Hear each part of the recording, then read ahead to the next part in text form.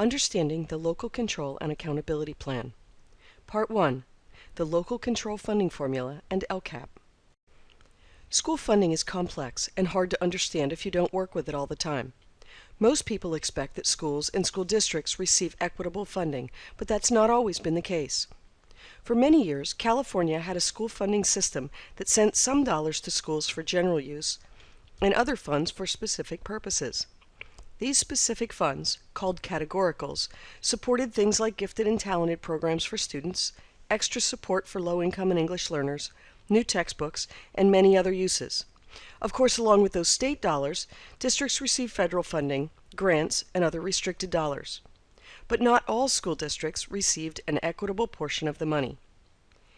In 2013, the California legislature enacted the K-12 Local Control Funding Formula, or LCFF, to replace the previous funding system.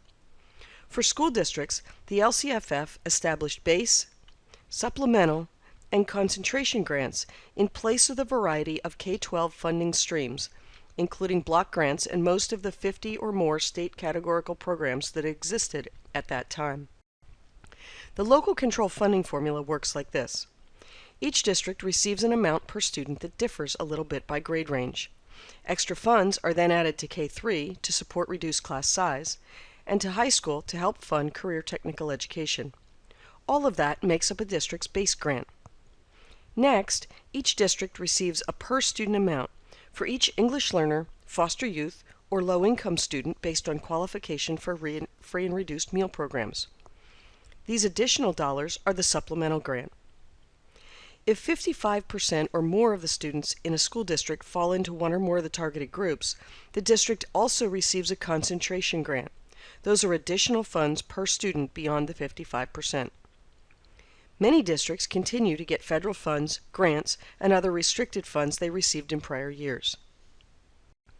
The base, supplemental, and concentration grants are meant to be used to improve outcomes for students in 8 priority areas determined by the state. Basic services, implementation of standards, and course access are the 3 priorities that make up the conditions for learning. Each of the priorities has metrics which are used to gauge performance and progress. Parent engagement, student engagement, and school climate make up the engagement priorities. Pupil achievement and other pupil outcomes make up the final priority group. Districts can add metrics beyond those required by the state if they're important to track student progress. Not only are the improved outcomes expected for all students, but they're also intended for student groups. This includes the targeted groups, along with homeless students, prior English learners, and students with disabilities. Improvements are also expected for groups of students by race or ethnicity. All of this is intended to close achievement gaps. So where is the local control in this system? Well, that's where the Lcap comes in. Each school district annually revises their Local Control and Accountability Plan, or Lcap, based on all of the data which is analyzed. Stakeholders are consulted to ensure that a variety of viewpoints and opinions are considered. Specific guidance from a parent advisory group and a group representing English learners is also considered. Finally, the plan is publicly discussed and approved by the Board of Education in an open meeting.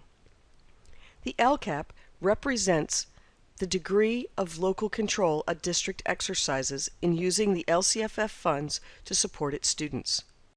To learn more about San Juan's Lcap, please visit www.sanjuan.edu/Lcap.